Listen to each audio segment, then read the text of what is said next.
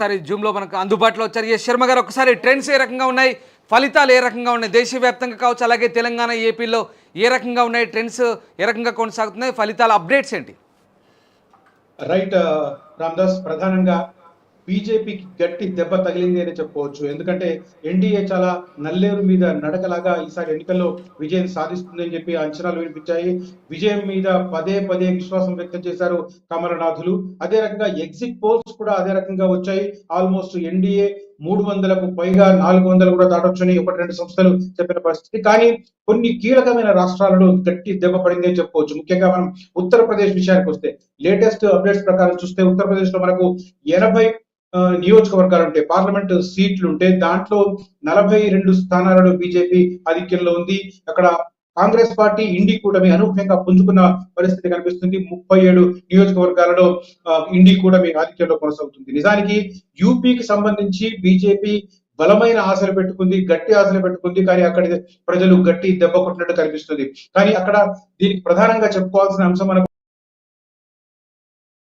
Samajwadi party, అదే రకంగా Congress party కలిసి పోటీ చేయడం. అదే సమయంలో ప్రధానమంత్రి నరేంద్ర మోదీ ముస్లిం రిజర్వేషన్ల మీద పదే పదే మాట్లాడడం వల్ల అక్కడ ఉత్తరప్రదేశ్ లో ముస్లిం మెజారిటీ ఎక్కువ. సో అది ఓ గంపగుత్తగా ఇండి కూటమి వైపు వెళ్ళిపోయినట్టుగా మనం అర్థం చేసుకోవాలి. ఆ రకంగా అక్కడ అనూహ్యమైన ఫలితాలు సంకేతాలు కనిపిస్తున్నాయి. ఇప్పటికప్పుడు అందుతున్న సమాచారం ప్రకారం చూస్తే స్వయంగా ప్రధానమంత్రి పోటీ చేసిన మూడోసారి పోటీ చేసిన వారణాసిలో కూడా ఆయన వెనుకంజలో ఉండడం అనేది ముస్లిం ఓట్లు ఏ రకంగా బీజేపీకి వ్యతిరేకంగా పోలరైజ్ అయ్యాయో మనం చెప్పుకోవడానికి ఇది ఒక ఇండికేషన్ కనిపిస్తుంది. అదే రకంగా గత ఎన్నికల్లో జైంట్ కిల్లర్ గా అవతరించిన స్మృతి ఇరానీ రాహుల్ గాంధీని ఓడించినప్పట్లో ఇప్పుడు అక్కడ ఆమె ఓడిపోతున్న ఇండికేషన్స్ కనిపిస్తున్నాయి. అదే రకంగా రాముడి టీవీ రాముడుగా సుపరిచితుడైన అరుణ్ గోవిల్ కూడా, రామాయణంలో రాముడి పాత్రధారి అరుణ్ గోవిల్ కూడా మొన్నటి అయోధ్య ఎపిసోడ్ నాడు చాలా కీలకంగా వ్యవహరించారు, ప్రజల్లో ఆకర్షణ కలిగించారు. ఇప్పుడు ఆయన కూడా మీరట్ లో పోటీ చేశారు, ఆయన అక్కడ ఓడిపోతున్న పరిస్థితి కనిపిస్తుంది. ఓవరాల్ గా ఇండి కూటమి వైపు ముస్లిం ఓట్లు పోలరైజ్ అవ్వడం అనేది అత్యంత కీలకంగా మనం ఉత్తరప్రదేశ్ విషయంలో భావించవచ్చు. ఒకవేళ ప్రధానమంత్రి స్వయంగా తాను పోటీ చేసిన వారణాసిలో ఓటమి పాలైతే అప్పుడు ఎన్డీఏ జాతీయ స్థాయిలో విజయం సాధించినా కూడా, మ్యాజిక్ మార్క్ దాటినా కూడా ఎవరు ఏంటి ప్రధానమంత్రి అనేది ఇప్పుడు కొంత ఇంట్రెస్టింగ్ టాపిక్ గా చర్చనీయాంశంగా మారిన పరిస్థితి. మరి ఓడిపోతారా లేకపోతే గెలుస్తారా అనే విషయం ఇప్పుడే మనం ఇదమితంగా చెప్పలేము. ఎందుకంటే జస్ట్ మొదటి 2 రౌండ్లు పూర్తయ్యాయి కాబట్టి ఇప్పుడే పూర్తిగా చెప్పలేము, కన్క్లూజన్ కు రాలేము. కానీ అలాంటి ఆసక్తికరమైన చర్చలకు కూడా ఈ తాజాగా ఈ వెనుకొంజలో ఉండడం అనేది ఒక ఆస్కారం ఇస్తున్న పరిస్థితి కనిపిస్తుంది. ఇక పశ్చిమ బెంగాల్ గురించి చెప్పుకోవాలి. పశ్చిమ బెంగాల్ కూడా ఇంట్రెస్టింగ్ డెవలప్మెంట్ మనం ఎగ్జిట్ పోల్స్ లో చూసాం. అక్కడ అధికార పార్టీ తృణమూల్ కాంగ్రెస్ బీజేపీ గట్టి దెబ్బ కొట్టబోతోంది, అత్యధిక ఎంపీ సీట్లను గెలుచుకోబోతుందని ఎగ్జిట్ పోల్స్ చాటాయి. కానీ ఇప్పుడు అందుతున్న ట్రెండ్స్ ప్రకారం చూస్తే అక్కడ స్థానికంగా అధికారంలో ఉన్న టీఎంసీదే ఆధిపత్యం అని చెప్పి కనిపిస్తుంది. పశ్చిమ బెంగాల్లో మొత్తం 42 సీట్లుంటే తృణమూల్ కాంగ్రెస్ 30 సీట్లలో ఆధిక్యంలో కొనసాగుతుంది. అదే రకంగా కాంగ్రెస్ కూటమికి సంబంధించి అంటే ఇండి కూటమికి బయట నుంచి మద్దతు ఇస్తామని తృణమూల్ కాంగ్రెస్ ప్రకటించడంతో అక్కడ కాంగ్రెస్ పార్టీ మిగతా మిత్రపక్షాలతో కలిసి పోటీ చేసింది. కాంగ్రెస్ పార్టీ 3 సీట్లలో, కాంగ్రెస్ దానికి సంబంధించిన మిత్రపక్షాలు 3 సీట్లలో ఆధిక్యంలో కొనసాగుతున్నారు. బీజేపీ కేవలం 9 స్థానాలకే పరిమితమైన పరిస్థితి కనిపిస్తుంది. ఇక మహారాష్ట్ర మీద కూడా యూపీ తర్వాత బీజేపీ అత్యధికంగా హోప్ పెట్టుకున్నది మహారాష్ట్ర. దేశంలో అత్యధిక లోక్సభ సీట్లున్న రాష్ట్రాలలో మహారాష్ట్ర రెండవది, 48 సీట్లున్నాయి. 48 సీట్లున్న మహారాష్ట్రలో బీజేపీ దాని మిత్రపక్షాలు కలిపి 22 స్థానాలలో ఆధిక్యంలో ఉంటే కాంగ్రెస్ దాని మిత్రపక్షాలు కలిపి 24 సీట్లలో అక్కడ ఆధిక్యంలో కొనసాగుతున్నారు. సో ఉత్తరప్రదేశ్ అండ్ మహారాష్ట్ర బీజేపీకి గట్టి దెబ్బ కొట్టాయి. దానివల్లనే ఆ పార్టీకి సంబంధించి, ఎన్డీఏకి సంబంధించి సీట్ల సంఖ్య గణనీయంగా తగ్గుతున్న ఇండికేషన్స్ ఇప్పటికిప్పుడు అందుతున్న సమాచారం ప్రకారం తెలుస్తుంది. ఇక మరో ఇంట్రెస్టింగ్ రాష్ట్రం కర్ణాటక తీసుకోవాలి. కర్ణాటకలో ఏడాది క్రితం జరిగిన అసెంబ్లీ ఎన్నికల్లో కాంగ్రెస్ పార్టీ అనూహ్యమైన విజయం సాధించింది, స్థానికంగా ప్రభుత్వాన్ని ఏర్పాటు చేసింది.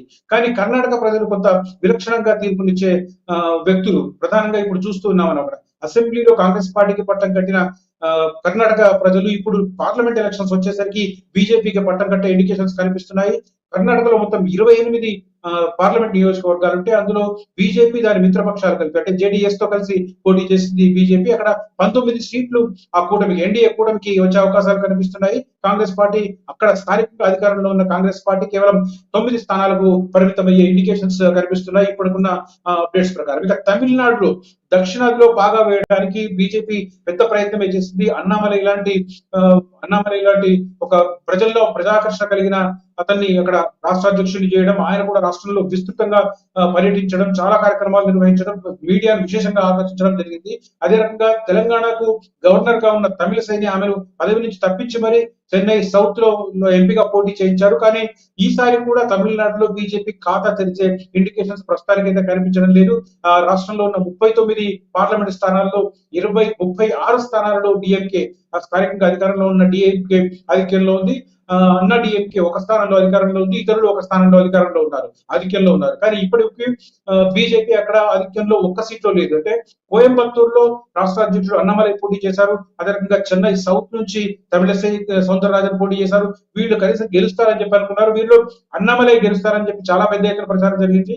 కానీ ఇప్పటికీ అందుతున్న సమాచారం ప్రకారం తమిళనాడులో బీజేపీ ఈసారి కూడా ఖాతా తెరిచే పరిస్థితి కనిపించడం లేదు. ఇక ఇంకొక ఇంట్రెస్టింగ్ గా చూసుకున్నాం కేరళకు సంబంధించి. ఒకసారి కేరళ వెళ్దాం. కేరళలో మొత్తం 20 పార్లమెంటు స్థానాలు ఉంటే అక్కడ భాజపా 2 స్థానాలలో ఆధిక్యంలో కొనసాగుతుంది. ఇది ఒక అచీవ్మెంట్ గా చెప్పుకోవచ్చు. అంటే కేరళ, తమిళనాడులో బీజేపీ ఖాతా తెరిచే పరిస్థితులే లేవని చాలా అంచనా వేశారు. తమిళనాడు విషయంలో ఆ అంచనా నిజమైంది. కానీ కేరళ విషయానికి వస్తే కేరళలో 2 సీట్లలో ప్రస్తుతానికి బీజేపీ ఆధిక్యంలో కొనసాగుతుంది. అక్కడ అదే రకంగా అక్కడ యూడిఎఫ్ ఏదైతే యునైటెడ్ డెమోక్రాటిక్ ఫ్రంట్, కాంగ్రెస్ సారథ్యంలోని యునైటెడ్ డెమోక్రాటిక్ ఫ్రంట్ ఏదైతే ఉందో అక్కడ ఏకంగా 16 సీట్లను దక్కించుకునే పరిస్థితి కనిపిస్తుంది.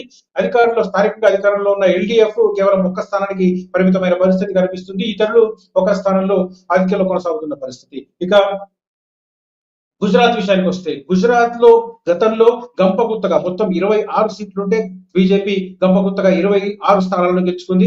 కానీ ఈసారి సంఖ్య తగ్గే పరిస్థితి కనిపిస్తుంది. గుజరాత్ లో మొత్తం 26 సీట్లుంటే బీజేపీ 23 సీట్లను దక్కించుకునే పరిస్థితి కనిపిస్తుంది.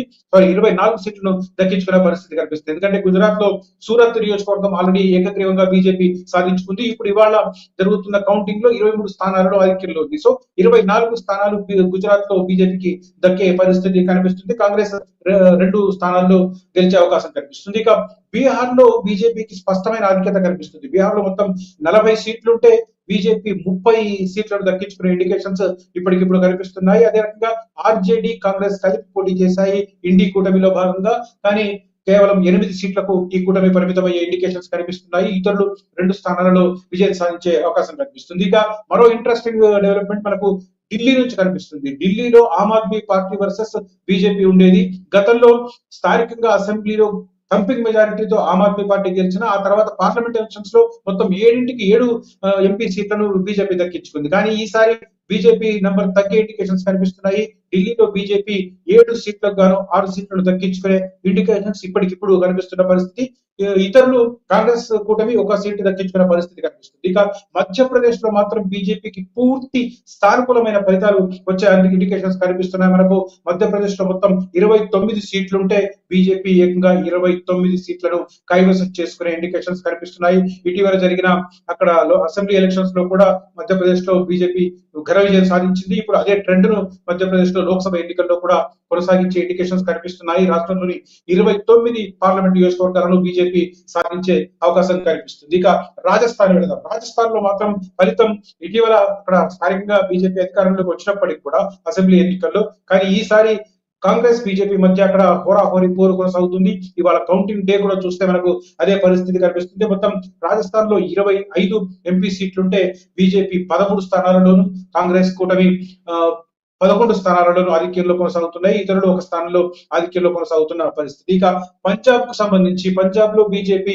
ఈసారి ఖాతా తెరిచే ఇండికేషన్స్ కనిపించడం లేదు. అక్కడ కాంగ్రెస్ వర్సెస్ ఆమ్ ఆద్మీ పార్టీ కొనసాగుతుంది. అయితే కాంగ్రెస్ కి ఆధిపత్యం కొనసాగుతున్న పరిస్థితి. మొత్తం 13 పార్లమెంట్ సీట్లు ఉంటాయి పంజాబ్ లో. అక్కడ కాంగ్రెస్ పార్టీ ఏకంగా 10 సీట్లను గెలుచుకునే ఇండికేషన్స్ కనిపిస్తున్నాయి. ఇతరులు 3 స్థానాలు. అంటే ఇతరులు అంటే అక్కడ ఆమ్ ఆద్మీ పార్టీగా చెప్పుకోవచ్చు. ఎందుకంటే ఢిల్లీలో పొత్తు పెట్టుకున్న ఆమ్ ఆద్మీ పార్టీ, కాంగ్రెస్ పార్టీలు పంజాబ్ విషయానికి వచ్చేసరికి వేరువేరుగా పోటీ చేశాయి. కాబట్టి అక్కడ పరిస్థితి భిన్నంగా ఉన్న సంకేతాలు కనిపిస్తున్నాయి. అదే రకంగా ఒడిశా విషయానికి వస్తే ఒడిశాలో బీజేపీ ఈసారి థంపింగ్ కొడుతుందని చెప్పుకోవచ్చు. అక్కడ అసెంబ్లీ ఎలక్షన్స్ కూడా జరుగుతున్నాయి. అసెంబ్లీ ఎన్నికల ఫలితాలు ఎలా ఉన్నప్పటికీ కూడా పార్లమెంట్ ఎలక్షన్స్ విషయానికి వస్తే మాత్రం మొత్తం 21 స్థానాలుంటే బీజేపీ ఏకంగా 18 సీట్లలో ఆధిక్యంలో కొనసాగుతుంది. అక్కడ సీట్ల సంఖ్య గణనీయంగా పెరుగుతున్న ఇండికేషన్స్ కనిపిస్తున్నాయి. ఒకసారి ఛత్తీస్గఢ్ వెళ్దాం. ఛత్తీస్గఢ్ లో మొత్తం 11 సీట్లుంటే బీజేపీ 9 సీట్లను ఆధిక్యంలో కొనసాగుతుంది. కాంగ్రెస్ కూటమి 2 స్థానాలలో ఆధిక్యంలో కొనసాగుతుంది. ఛత్తీస్గఢ్ విషయానికి వస్తే ఇక హర్యానాలో మొత్తం 10 పార్లమెంట్ సీట్లుంటే అక్కడ కాంగ్రెస్ పార్టీ ఘన విజయం సాధిస్తున్న పరిస్థితి. 6 స్థానాలను దక్కించుకునే ఇండికేషన్స్ కనిపిస్తున్నాయి. బీజేపీ కేవలం 2 స్థానాలకు పరిమితమయ్యే అవకాశాలు కనిపిస్తున్నాయి. హిమాచల్ ప్రదేశ్ లో మొత్తం 4 సీట్లుంటే బీజేపీ 4 సీట్లను క్లీన్ స్వీప్ చేయబోతున్న ఇండికేషన్స్ ఇప్పటికిప్పుడు అందుతున్న ట్రెండ్స్ ప్రకారం మనకు తెలుస్తుంది. ఒకసారి అస్సాం పెడదాం. అస్సాంలో మొత్తం 14 సీట్లుంటే బీజేపీ 10 సీట్లలో గెలిచే అవకాశాలు కనిపిస్తున్నాయి. కాంగ్రెస్ పార్టీ కేవలం 4 స్థానాలలో గెలిచే అవకాశాలు కనిపిస్తున్నాయి. ఇక జార్ఖండ్ విషయానికి వస్తే జార్ఖండ్ లో 14 సీట్లు ఉన్నాయి. 14 12 బీజేపీకి దక్కే అవకాశాలు కనిపిస్తున్నాయి. అదే సందర్భంలో కాంగ్రెస్ పార్టీ ఒకటి, ఇతరులు ఇంకొక సీట్లు దక్కించుకునే అవకాశం కనిపిస్తుంది. అరుణాచల్ ప్రదేశ్ లో మొన్న అరుణాచల్ ప్రదేశ్ సంబంధించిన అసెంబ్లీ ఎన్నికల్లో బీజేపీ ఘన విజయం సాధించింది. సేమ్ పార్లమెంట్ విషయానికి వస్తే కూడా బీజేపీదే ఆధిపత్యం కనిపిస్తుంది. అరుణాచల్ ప్రదేశ్ లో 2 పార్లమెంట్ సీట్లు ఉంటే రెండింటిని కూడా బీజేపీ దక్కించుకునే అవకాశాలు కనిపిస్తున్నాయి. ఇక ఉత్తరాఖండ్ విషయానికి వస్తే ఉత్తరాఖండ్ లో 5 పార్లమెంట్ సీట్లు ఉంటే 5కి 5 బీజేపీకి ఖాతాలోకి వెళ్లే అవకాశాలే కనిపిస్తున్నాయి ఇప్పటికిప్పుడు ఉన్న ట్రెండ్స్ ప్రకారం. ఇక జమ్మూ కాశ్మీర్ లో కూడా అనూహ్యంగా బీజేపీ ఖాతా తెచ్చే అవకాశాలు కనిపిస్తున్నాయి. జమ్మూ కాశ్మీర్ లో మొత్తం 5 లోక్సభ సీట్లుంటే 2 బీజేపీకి, ఇతరులకు 3 స్థానాలు దక్కుతాయని చెప్పి తాజాగా ఇప్పుడు అందుతున్న కౌంటింగ్ ట్రెండ్స్ ప్రకారం మనకు తెలుస్తుంది. గోవాలో 2 సీట్లు ఉన్నాయి.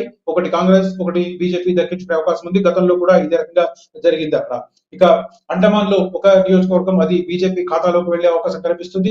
చండీగఢ్ లో ఒక నియోజకవర్గం అది కాంగ్రెస్ ఖాతాలోకి వెళ్లే అవకాశం కనిపిస్తుంది.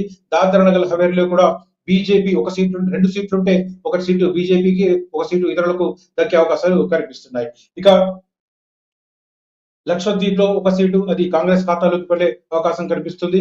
అదే రకంగా మణిపూర్ లో 2 సీట్లుంటే ఒకటి బీజేపీకి, ఒకటి కాంగ్రెస్ కు దక్కే అవకాశాలు కనిపిస్తున్నాయి. మేఘాలయలో 2 సీట్లుంటే ఒకటి కాంగ్రెస్ కు, ఒకటి ఇతరులకు దక్కే అవకాశం కనిపిస్తుంది. మిజోరాంలో 1 సీటు ఉంది, అక్కడ ఇతరులకు అది దక్కే అవకాశం కనిపిస్తుంది. నాగాలాండ్ లో మాత్రం 1 సీటు ఉంది, అది బీజేపీ ఖాతాలోకి వెళ్లే అవకాశం కనిపిస్తుంది. పాండిచ్చేరి విషయానికి వస్తే పాండిచ్చేరిలో కాంగ్రెస్ ఆధిపత్యం కొనసాగుతుంది. 1 సీటు కాంగ్రెస్ కు దక్కే అవకాశం కనిపిస్తుంది. సిక్కిం లో 1 సీటు అది ఇతరులకు దక్కే అవకాశం కనిపిస్తుంది. త్రిపురలో 2 సీట్లుంటే 2 కూడా కాంగ్రెస్ బీజేపీ ఖాతాలోకి వెళ్లే అవకాశం కనిపిస్తుంది. త్రిపురలో 2 సీట్లు, 2 కూడా బీజేపీ ఖాతాలోకి. ఇక లద్దాఖ్ సంబంధించి లద్దాఖ్ లో ఇతరులకు 1 సీటు దక్కే అవకాశం కనిపిస్తుంది. ఇది మొత్తం ఓవరాల్ గా జాతీయ స్థాయికి సంబంధించి చూస్తే ఒకసారి నంబర్స్ కూడా చూసే ప్రయత్నం చేద్దాం. ఇప్పటికిప్పుడు అందుతున్న సమాచారం ప్రకారం బీజేపీ 245 సీట్లలో ఆధిక్యంలో కొనసాగుతుంది. కాంగ్రెస్ పార్టీ 98 సీట్లలో ఆధిక్యంలో కొనసాగుతుంది. 100 మార్కు దాటే అవకాశాలు కనిపిస్తున్నాయి. కాంగ్రెస్ పార్టీ 10 ఏళ్ల తర్వాత మనందరికీ తెలుసు 2014లో కాంగ్రెస్ పార్టీ చాలా హీనంగా 46 సీట్లకు మాత్రమే పరిమితమైంది. ఆ తర్వాత 2019లో స్వల్పంగా పెరిగి 52 సీట్లకు కాంగ్రెస్ పార్టీ పరిమితమైన పరిస్థితి. ఈసారి కాంగ్రెస్ పార్టీ గ్రాఫ్ పెరిగింది. ఆల్మోస్ట్ లాస్ట్ ఎన్నికల్లో గెలుపొందిన దానికంటే ఈసారి డబుల్ నంబర్ లో గెలిపే అవకాశం కనిపిస్తుంది. 100 మార్కు దాటడం ఒక అచీవ్మెంట్ గా కాంగ్రెస్ పార్టీ విషయంలో మనం చెప్పుకోవచ్చు. ఇక టీడీపీ 15 సీట్లు, జనసేన 2 సీట్లు, వైసీపీ 4 సీట్లు, బీఆర్ఎస్ 1 సీటు దక్కించుకునే అవకాశం ఉందని ఇప్పటికిప్పుడు అందుతున్న సమాచారం ప్రకారం మనకు తెలుస్తుంది. ఓవరాల్ గా ఇది ఇప్పటి వరకు మనకు జాతీయ స్థాయి రౌండ్ అప్ కు చూస్తే జాతీయ స్థాయిలో ఎన్డీఏ కూటమి మధ్య పోరు కొనసాగుతుంది. ఇండి కూటమి చాలా గణనీయంగా ప్రభావం చూపించింది. ముఖ్యంగా మహారాష్ట్ర కావచ్చు, అదే రకంగా ఉత్తరప్రదేశ్ కావచ్చు, ఈ 2 రాష్ట్రాలలో గట్టి దెబ్బ కొట్టింది బీజేపీని అని చెప్పుకోవచ్చు. ప్రధానంగా ముస్లిం కి సంబంధించిన ఓటు బ్యాంకు పోలరైజ్ అవడమే ఈ ఫలితాలకు కారణం అన్న విశ్లేషణలు తాజాగా అందుతున్న సమాచారం ప్రకారం మనం తెలుసుకోవచ్చు. బట్ ఓవరాల్ గా ఓటింగ్ పర్సెంటేజ్ వచ్చిన తర్వాత అప్పుడు దీనికి సంబంధించి ఏ అంశం ఎలా ప్రభావం చూపించింది అని చెప్పి మనం అంచనా వేసే అవకాశం కనిపిస్తుంది. రైట్.